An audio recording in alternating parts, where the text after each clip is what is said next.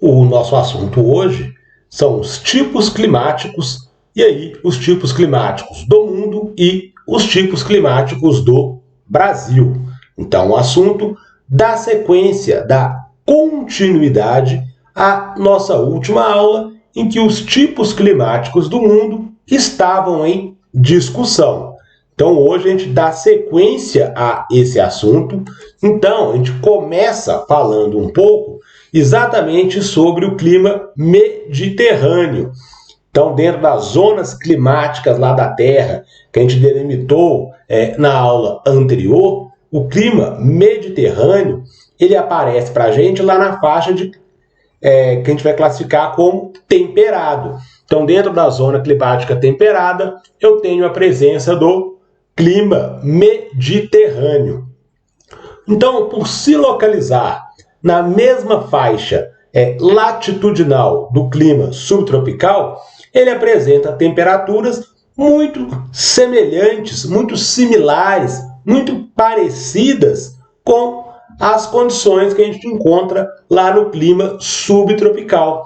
Ou seja, apresentam temperaturas em que vão ocorrer ali uma amplitude térmica ligeiramente superior ao subtropical, com um verão ali um pouco mais quente do que os períodos de inverno. Quando eu observo a questão da amplitude, então eu tenho aqui, observando pelo cursor do mouse, o climograma da cidade de Split, na Croácia, eu vejo que eu tenho temperaturas em torno de 7 graus e máximas aqui próximo dos 27 graus. Lembrando que a amplitude térmica ela é a diferença entre a maior e a menor temperatura. Então tem aqui uma diferença em torno de 20 graus. O que me dá aí uma amplitude térmica bastante expressiva, bastante considerável. Quando eu penso no regime pluviométrico, eu consigo observar que em praticamente todos os meses do ano, no clima mediterrâneo, eu tenho a presença das precipitações, porém essas precipitações elas não ocorrem em grande quantidade. Então é o que fala para a gente aqui o texto. A combinação de influências trazidas pela proximidade de regiões desérticas, as montanhas e a umidade do mar lhe conferem características pluviométricas peculiares. Como resultado, diferentemente da maioria dos tipos climáticos, os verões são mais secos que os invernos, que apresentam maior índice de chuvas. E aqui eu tenho a presença das chuvas orográficas, nós já comentamos também em aulas anteriores. Eu tenho lá uma barreira física, normalmente a presença do relevo, que impede a passagem das massas de ar. Então isso gera uma característica muito peculiar, em que eu tenho chuva em uma determinada parte e na outra eu tenho ali uma concentração pluviométrica muito pequena. Então essas são as características que eu acabo encontrando dentro do clima mediterrâneo. E como que eu faço a distinção das estações do ano dentro desse tipo climático? Os verões, normalmente eles são quentes e secos, e os invernos são mais frios e chuvosos. E pode ocorrer aqui situações em que eu tenho a presença da geada. Lembrando que eu estou próximo das áreas de clima subtropical, já estou distanciando das áreas equatoriais, que eu tenho temperaturas mais elevadas. Por isso que eu tenho a ocorrência de geadas dentro do clima mediterrâneo. E aqui, o nome que é dado a esse tipo climático mediterrâneo, ele ocorre exatamente em função de estar próximo do mar Mediterrâneo. Então, quem tiver um mapa para fazer a consulta, vocês vão observar que entre o continente africano, o norte ali da África e a Europa, eu tenho a presença do mar Mediterrâneo, separando a África da Europa. Então, exatamente em função do clima mediterrâneo surgir próximo das áreas do mar Mediterrâneo, que ele ganhou esse nome. Cabe aqui uma observação. O clima mediterrâneo, apesar dele surgir nesta região, eu posso encontrar essas mesmas características em locais diferentes das áreas próximas aqui ao mar Mediterrâneo. Então, só para fazer essa distinção, porque senão a gente vai ficar com a ideia na cabeça que o clima mediterrâneo ele só pode ocorrer próximo do mar Mediterrâneo, que não é verdade. Claro que as regiões nas proximidades terão ali características maiores para identificação desse tipo climático, mas ele pode aparecer em outras regiões do globo também. Então, em relação à vegetação encontrada no clima mediterrâneo, trata-se de uma formação arbustiva de folhas duras e grossas. Quando eu falo formação arbustiva, estou falando de árvores aqui de médio porte no máximo. Então, esse tipo de vegetação, ele é adaptado ao clima seco e eu tenho a presença, então, das xerófitas. As xerófitas é exatamente o tipo de vegetação que se adapta a volumes reduzidos, volumes pequenos de umidade. Então, a vegetação não consegue se adaptar a essa condição. A gente viu no climograma que, apesar de ter chuvas ali ao longo do ano bem distribuídas, mas são em regimes muito pequenos, então chove muito pouco. Então, isso obriga a vegetação a se adaptar a essa condição de ter um volume de água bastante reduzido aí na maior parte do ano. Então, tenho que lembrar dessas características. Passo para o próximo tipo climático, que é o clima desértico. O que acontece nessa situação? Eu tenho aqui o Kuwait sendo representado para a gente, o climograma do Kuwait, e aqui, por se tratar de uma área de deserto, a gente observa aqui no climograma que eu tenho vários meses do ano sem nenhuma gota de chuva, ou seja, meses do ano em que não chove praticamente nada. E outra situação interessante de se observar dentro do clima desértico é a questão que envolve a amplitude térmica, que ela é extremamente considerável aqui, é uma amplitude térmica extrema. Então eu tenho temperaturas que podem chegar aqui acima dos 30 graus positivos e em outras situações essa amplitude térmica ela pode me mostrar ali uma situação extrema em que as temperaturas se tornem negativas. Então eu tenho os desertos que podem ser mais quentes ou mais frios, então isso vai depender da latitude em que eu encontro essa região e também da questão da altitude. Então esses dois fatores vão influenciar bastante exatamente nessas questões que envolvem a variação da amplitude térmica aí nas áreas de deserto.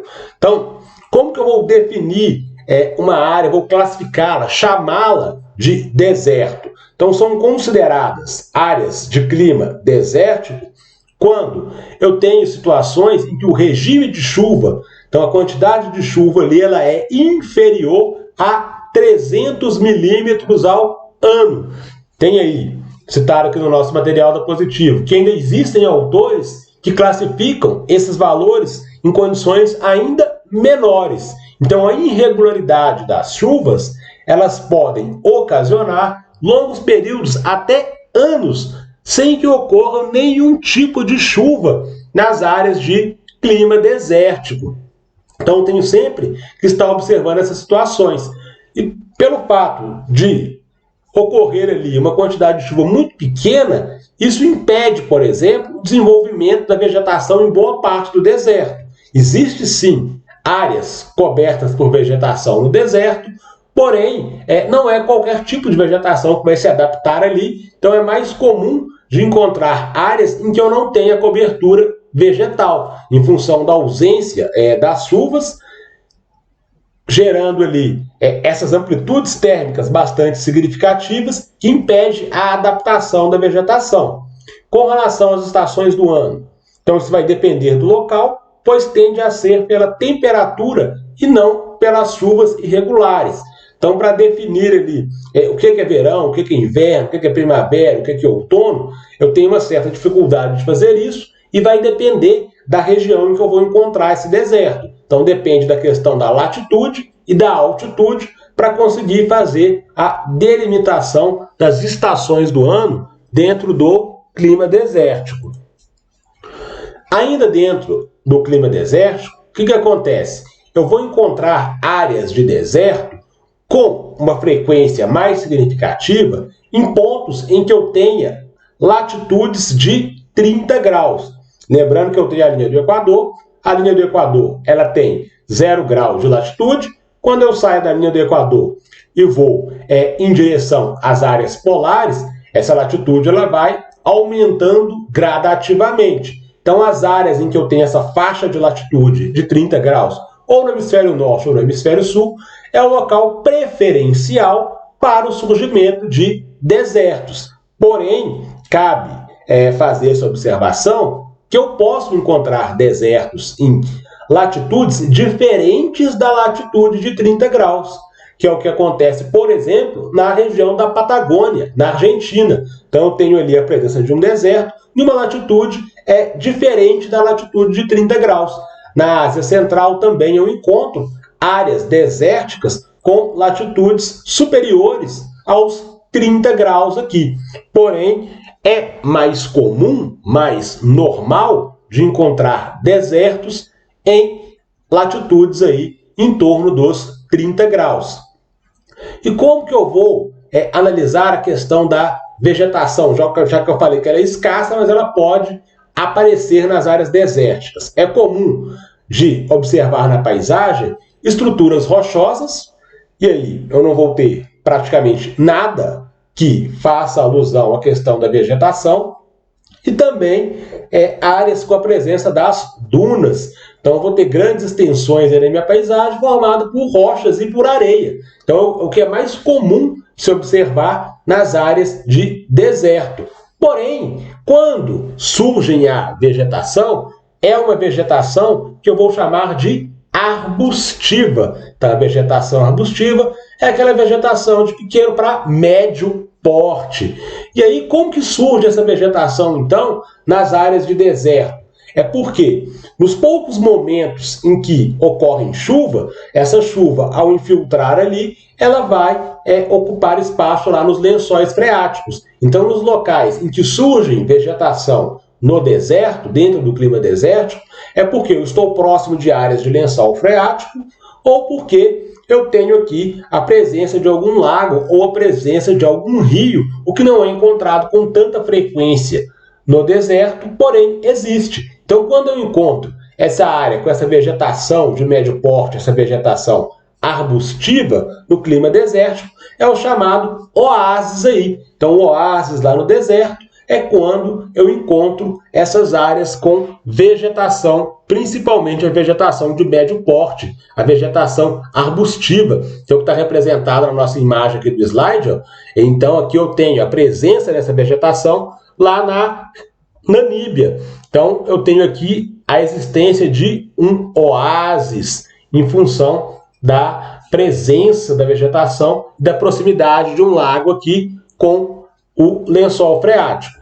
Então, só para desmistificar um pouco essa questão que envolve os climas aí desérticos. Passa por um outro tipo de clima que vai até guardar alguma semelhança com o clima desértico, que é o clima semiárido. Então, o clima semiárido, ele depende da latitude e da altitude. E são climas que eu vou chamar aqui de intermediários entre o que seria o natural naquele lugar e o clima desértico. Então, o clima semiárido, ele tem características, por exemplo, do clima desértico, porém, o volume de chuvas, como ele é um pouco mais expressivo, eu não posso chamar aquela região de deserto. E aí, o que vai caracterizar, na maior parte do mundo, aí, a questão do clima semiárido é essa proximidade com o deserto e aí outros fatores que vão acabar interferindo. No caso do Brasil, a gente vai falar na sequência aqui dos slides ainda na aula de hoje, sobre a existência do clima semiárido aqui no nosso país.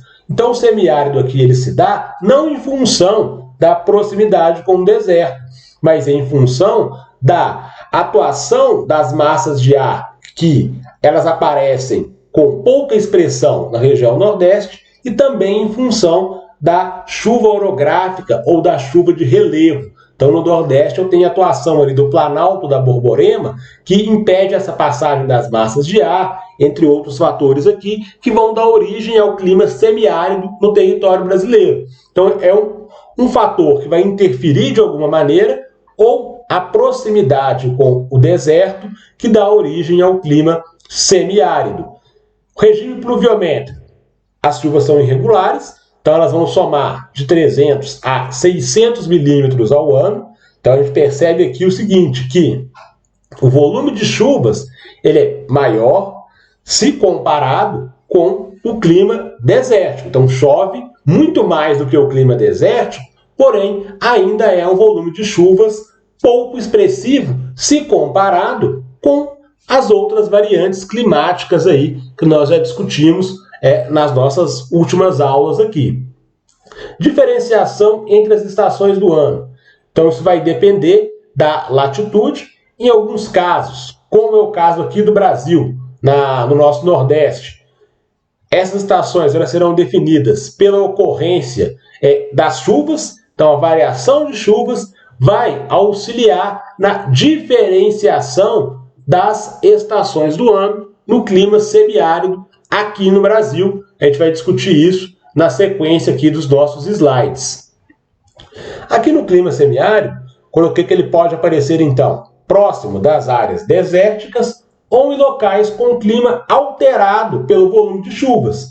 Então, clima semiárido, vou encontrar, se for próximo do deserto, então tem umas áreas que fazem fronteira ali com o deserto, tem o clima desértico, tem o clima semiárido nas proximidades.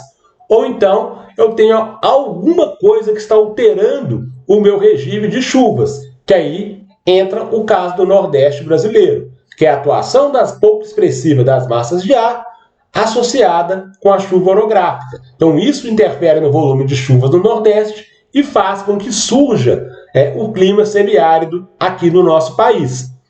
Em relação à vegetação, predominam as estepes e vegetação de raízes um pouco mais profundas que vão prevenir a erosão nos poucos períodos em que eu tenho ali as chuvas. Então, como as raízes elas são mais profundas, elas vão impedir esse processo erosivo e elas precisam de ser mais profundas exatamente para captar a água que eu tenho ali no lençol freático.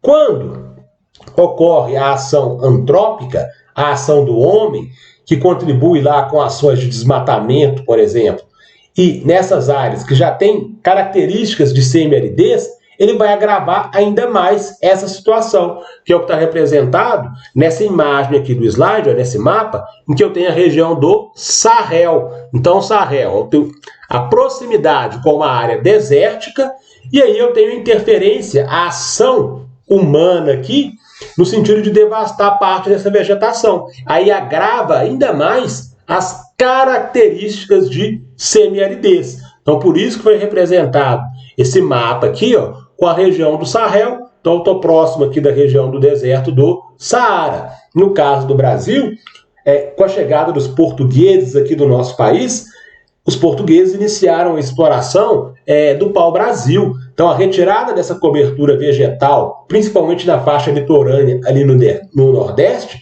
interfere e faz com que as características de semi-aridez se tornem mais graves, mais agravadas a longo prazo no Nordeste aí do nosso país. Então, a retirada da vegetação agrava a situação, levando à formação do clima semiárido.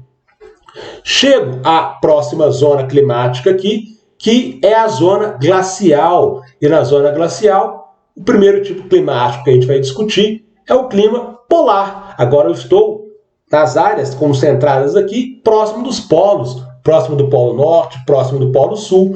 Então eu tenho a presença do clima polar.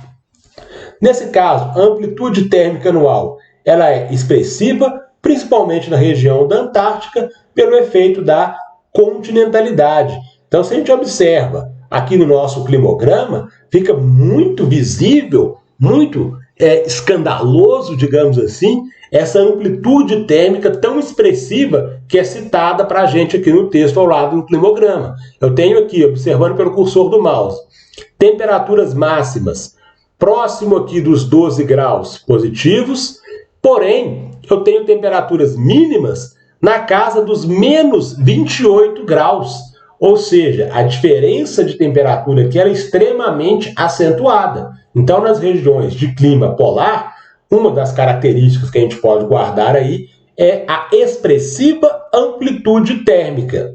Então, a diferença entre a maior e a menor temperatura, ela é extremamente considerável aí no clima polar. Na questão do regime pluviométrico, então, índices pluviométricos baixos, similar ao do clima de deserto, inferior a 200 milímetros ao ano. Bem visível essa característica no nosso climograma. Lembrando que as barrinhas que estão em azul, observando aqui pelo cursor do mouse, ó, são elas que vão me mostrar a quantidade de chuva que eu tenho em determinada localidade. Então, quantidade de chuva dentro do climograma do clima polar, ela é pouquíssimo expressiva. Tenho meses aqui em que praticamente não chove nada. Então, tenho que ter essa característica em mente ao falar do clima polar. Diferença entre as estações do ano ocorre pela questão da insolação e pela temperatura. Durante boa parte do inverno, a região não recebe qualquer radiação solar. Os ventos são mais fortes e as temperaturas acabam despencando. Lembrando que as áreas próximas do Equador são as áreas em que eu tenho as temperaturas mais elevadas da Terra, exatamente em função da radiação solar atingir as áreas de latitude baixas ou as áreas próximas ali do Equador com mais intensidade. Quando eu saio do Equador e vou em direção às áreas polares, eu tenho ali essa diferenciação da quantidade de radiação solar que atingem esses pontos aqui da Terra.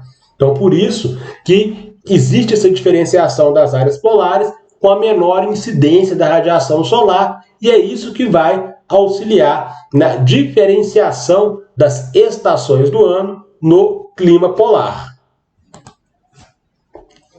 Nesse tipo climático, ele vai ser mais frequente no hemisfério norte. Por quê? Porque é no norte em que eu vou encontrar a maior quantidade de terras emersas. Então, a maior quantidade de áreas continentais, elas vão aparecer mais próximo do Polo Norte do que do Polo Sul. Então, por isso que eu vou encontrar a predominância do clima polar com mais intensidade no hemisfério norte do que no sul. Eu tenho aqui, em relação à vegetação agora, a forte presença da tundra, que é uma vegetação rasteira, formada, então, por musgos, líquens e gramíneas. Já que as temperaturas são muito baixas, são temperaturas extremas, também não é qualquer tipo de vegetação que vai se adaptar a estas condições climáticas. Por isso que a vegetação aqui é uma vegetação que eu posso chamar de herbácea.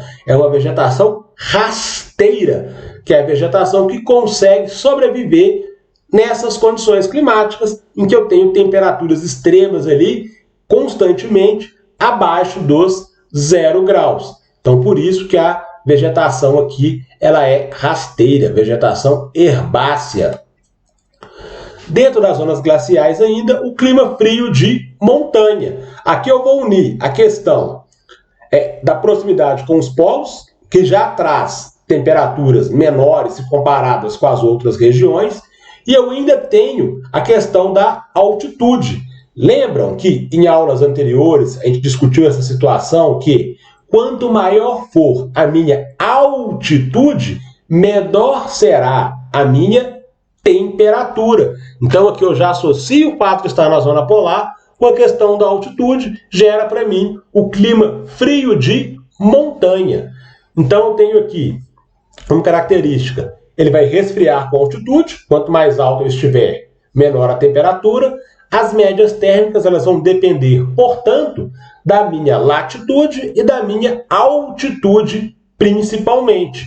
Além de fatores como altitude e latitude, depende fundamentalmente do posicionamento do local em relação aos ventos. Então tem aqui a situação que envolve o barlavento e o sotavento. Eu acho que eu comentei sobre isso em uma aula anterior, mas no próximo slide tem uma outra tela que eu vou detalhar um pouco mais essa situação. Então, só aguardar aqui eu trocar de tela, que a gente vai entender melhor essa situação que envolve o barlamento e o sotavento, como que isso está influenciando dentro do clima frio de montanha aqui. Com relação às estações do ano, difícil de fazer distinção entre as estações, então por isso que eu não tenho um padrão definido, pois depende da combinação de vários fatores. Tem que olhar a altitude, a latitude, tem que observar aqui em que ponto que eu estou dentro das áreas polares para fazer essa delimitação. Se torna complicado de distinguir aqui as estações do ano dentro do clima frio de montanhas. Consigo observar em relação às chuvas que a partir de maio eu começo a ter uma elevação no volume de chuvas, mas que são chuvas que não são tão expressivas assim, mas elas já ocorrem. E quando ocorrem essas chuvas, que é a próxima tela aqui, ó, essas chuvas serão influenciadas exatamente pela questão do relevo, já que é um clima frio de montanha, quando ocorrem as chuvas, o relevo ele vai influenciar. Então esse clima predomina nas principais cadeias montanhosas e a vegetação que surge nesse tipo climático, ela varia conforme a altitude e a umidade. Eu falei que eu ia comentar mais sobre a questão do barlavento. O que acontece? Observando aqui pelo meu cursor do mouse a imagem em que eu tenho aqui no slide, o que ocorre? Quando eu tenho a formação das massas de ar, tenho a formação das nuvens, essas nuvens, quando elas encontram aqui essa região de montanha, então eu tenho o relevo interferindo, essa nuvem ela chega aqui carregada com umidade, ao se chocar com a barreira física aqui, que é o relevo, vai fazer com que boa parte da umidade presente nessa nuvem, ela seja descarregada desse lado, que é o chamado barlavento. Então a umidade ela é descarregada desse lado, e aqui eu consigo observar que eu tenho uma presença, uma diversificação do tipo de vegetação que acontece desse lado. Por quê? Porque desse lado o volume de chuvas é maior. Então na tela anterior, que a gente viu o climograma, que a partir de maio começa a chover com um pouco mais de intensidade, essa chuva ela acontece quase toda desse lado, em que eu tenho lá a barreira física contendo a passagem da massa de ar, então eu estou barrando o vento, ou seja, barrando a passagem da massa de ar, a passagem dos ventos, a umidade é descarregada desse lado. Quando a minha nuvem ela fica mais leve, aí sim ela consegue passar para o outro lado, só que agora ela já não tem mais tanta umidade, então chove muito pouco ou não chove nada do outro lado, que é o chamado sotavento. Então aqui, olha, é mais seco e o tipo de vegetação que aparece aqui, já não é tão diversificado que nem do outro lado, do lado do barlavento. Aqui a vegetação ela é mais rasteira, porque ela tem que se adaptar a essa situação de pouca chuva e de temperaturas extremas. Então são essas as características que eu tenho que ter quando eu falo do clima frio de montanha. Chegando finalmente aí aos climas do Brasil, é importante ter em mente a seguinte situação: conhecer os tipos de clima que aparecem no território brasileiro e saber a localização de cada um desses tipos de clima. Então, quando eu falo clima equatorial, você tem que saber em qual região do Brasil que eu encontro esse tipo climático. Clima subtropical, vou encontrar em que região do território brasileiro. Então, isso eu tenho que saber. E eu tenho que saber também características desses tipos climáticos. Ah, tem que ficar decorando as coisas? Não, não é decorar, mas é conhecer as características básicas que eu tenho em cada um dos tipos climáticos que atuam aqui no nosso país. O primeiro deles aqui é o clima equatorial. Clima equatorial em função da proximidade com a linha do Equador. A gente sabe que a linha do Equador ela passa aqui cortando parte do território aqui no Brasil, próximo do norte aqui do nosso país. Então vai me dar a formação do clima equatorial. Além do equatorial, no Brasil tem a presença do clima tropical. Esse clima tropical, vocês podem encontrar aí o nome de tropical típico também. Por quê que eu posso encontrar essa variação? Porque o clima tropical ele sofre algumas distinções aqui ao longo do território. Então tem o tropical, só tropical ou tropical típico para alguns. Tenho aqui que eu vou chamar de tropical de altitude. Por que tropical de altitude? Porque aqui eu tenho influência do relevo, presença principalmente das áreas serranas, que pegam parte do sudeste do Brasil, então isso me dá uma característica um pouco diferente do tropical típico. E aí eu classifico então como sendo o tropical de altitude. E a área que eu tenho em verde aqui no mapa, ó, eu vou falar que é o tropical litorâneo, porque aqui também é o clima tropical, só que a influência que eu tenho aqui é da maritimidade. Então eu tenho a presença do Oceano Atlântico aqui, que vai fazer com que as temperaturas no tropical litorâneo se tornem aqui temperaturas mais amenas se comparadas com o tropical litorâneo e principalmente com o tropical típico. Então essas características eu tenho que ter em mente. O subtropical, que pega os estados da região sul do Brasil, então tem o tropical, abaixo do tropical, o subtropical. Sub significa abaixo. Então abaixo do tropical eu tenho o subtropical, estados da região sul. E por fim, o clima semiárido, que eu comentei aqui quando a gente falou do clima semiárido, lá dos climas aí do mundo.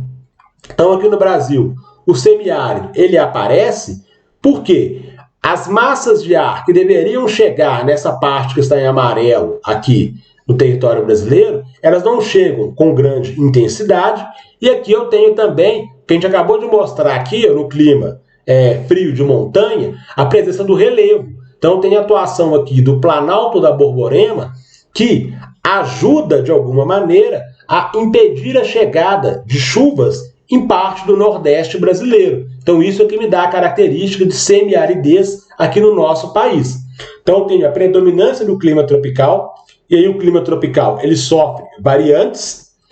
Tem o clima semiárido, em função dessa característica que eu citei, o subtropical e o clima equatorial. Então tem que guardar esses tipos climáticos e características deles, que a gente vai comentar aqui na sequência.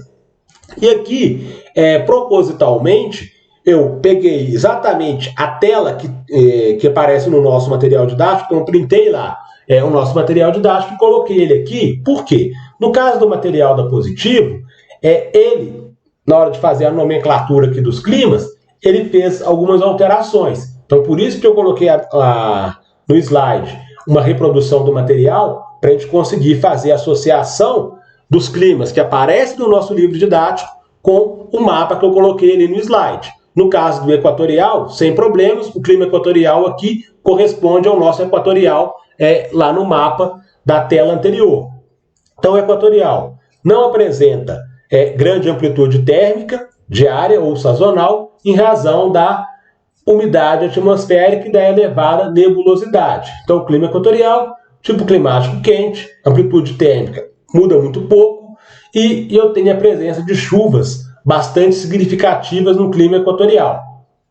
O tropical equatorial, citado no material da Positivo, é o chamado tropical ou tropical típico que eu mostrei aqui na tela anterior. Então, essa área que está classificada aqui apenas como tropical é o que a Positivo está classificando como tropical equatorial. Então, associada à vegetação de transição entre a floresta amazônica e a caatinga, então a gente vai ver que o clima tropical, o que eu estou chamando de tropical ou tropical típico, a vegetação ali é a caatinga. A gente vai discutir isso no próximo capítulo, que a gente vai falar dos domínios morfoclimáticos. E apresenta locais com diferentes comportamentos pluviométricos, bem como com diferentes temperaturas. No clima tropical, a característica mais importante dele é que eu tenho o período do verão com chuvas consideráveis e o período do inverno sendo uma estação mais seca. Então, no clima tropical, eu faço a distinção de verão e inverno em função dessas situações. O verão é chuvoso e o inverno é seco. Então, a gente pode observar isso, inclusive, em Belo Horizonte, porque Belo Horizonte está dentro do clima tropical. Então, o nosso verão, quando eu pego lá os meses de novembro para dezembro, na verdade, vai começar em dezembro. Então, dezembro, janeiro, fevereiro, são os meses em que mais chove aqui em Belo Horizonte, porque Belo Horizonte está localizada no clima tropical. Quando eu chego no meio do ano, julho, agosto, são meses mais secos, em que o volume de chuva é muito pequeno se comparado com o período lá do verão. Por isso que eu falo que o verão é chuvoso e o inverno é seco. Tropical litorâneo do Nordeste Oriental é o que está em verde no nosso mapa, simplesmente o nosso tropical litorâneo, o que eu tenho aqui a influência da maritimidade, fazendo com que as temperaturas se tornem mais amenas. Tropical do Brasil Central é o nosso tropical de altitude, que eu tenho a presença aqui das áreas serranas, fazendo com que ocorram algumas alterações nas características do meu clima tropical. Mas, de maneira geral, seja o tropical típico ou tropical equatorial, tropical litorâneo ou tropical de altitude, a característica de verão chuvoso e inverno seco, ela acaba predominando, sendo o ponto mais marcante do clima tropical. O subtropical úmido, controlado pelas massas tropical atlântica, tropical continental e polar atlântica, sofre forte influência da atuação de sistemas frontais, as denominadas frentes. Apresenta relativa regularidade no regime pluviométrico e grande variabilidade térmica, espacial e temporal. Então, no clima subtropical, as estações do ano elas são melhor definidas, mais visíveis, digamos assim, para a população, em comparação com os outros tipos climáticos. Eu consigo fazer uma distinção melhor entre primavera, verão, outono e inverno no subtropical do que nos outros tipos climáticos do país. As chuvas são mais bem distribuídas no clima subtropical do que o clima tropical aqui no nosso país. Então tem que ter em mente essas características dos tipos de clima que eu encontro no Brasil e a característica principal de cada um desses tipos climáticos. O exercício para que a gente encerre aí a nossa apresentação é uma questão da UFMG que fala o seguinte: em relação aos tipos climáticos encontrados no Brasil, a afirmação errada é: o clima equatorial apresenta elevados índices pluviométricos e temperaturas médias acima de 22 graus? Correto. Então, o clima equatorial, elevados índices pluviométricos, então é muito quente, então próximo da linha do Equador, a evaporação da água dos rios e a evaporação da vegetação é muito grande, faz com que eu tenha lá regimes de chuvas consideráveis, com temperaturas sempre acima dos 22 graus, muito quente, porque eu estou próximo do Equador. O clima da costa oriental do Nordeste apresenta chuvas mais abundantes nos meses de inverno. Poderia gerar uma certa dúvida aqui, mas é uma alternativa verdadeira também. Então, a costa oriental do Nordeste é exatamente o nosso tropical litorâneo. Então, o tropical litorâneo, no Nordeste, ele sofre uma pequena variação. A gente viu que eu tenho a influência ali.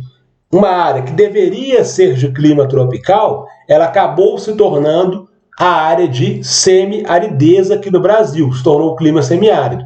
Então, tem essa pequena alteração que, no caso do Nordeste, os meses em que eu vou ter volumes mais significativos de chuva serão no inverno e não no verão. Então, a alternativa B era a alternativa para fazer confusão para a gente aqui nessa questão, porém ela está correta. A letra C. O clima tropical com chuvas de verão e invernos secos ocorre em grande parte do território brasileiro. É a característica principal do clima tropical. Letra C, corretíssima. Letra D. O clima subtropical apresenta pequenas amplitudes térmicas e chuvas concentradas no verão. Aqui eu já tenho um problema. Acabei de falar que no clima subtropical as chuvas elas são distribuídas ao longo de todo o ano e isso faz com que eu consiga fazer uma distinção melhor entre as estações do ano. Então a letra D é que apresenta erro, principalmente no finalzinho da alternativa, quando fala que as chuvas são concentradas no verão. Chuvas concentradas no verão é no clima tropical. No subtropical, as chuvas elas estão bem distribuídas ao longo de todo o ano. E a letra E, o clima semiárido apresenta baixos índices pluviométricos e grande irregularidade na distribuição das chuvas. Perfeito. Então é exatamente isso que caracteriza as áreas semiáridas aqui do nosso país. Chove muito pouco, tenho lá a questão do Planalto da Borborema, que atrapalha, e as massas de ar em si, que não conseguem atingir uma parte do Nordeste, fazendo com que o volume de chuva se torne muito pequeno. Então, eu tenho lá índices pluviométricos baixos e a irregularidade da distribuição dessas chuvas. Então, quando chove, ela é muito irregular, você não tem o período exato das chuvas dentro do clima semiárido. Então, a afirmativa errada na questão número 1 é a letra D de dado, porque as chuvas não estão concentradas no verão, e sim bem distribuídas ao longo de todo o ano. Com isso, a gente chega aqui ao final da nossa apresentação de slides.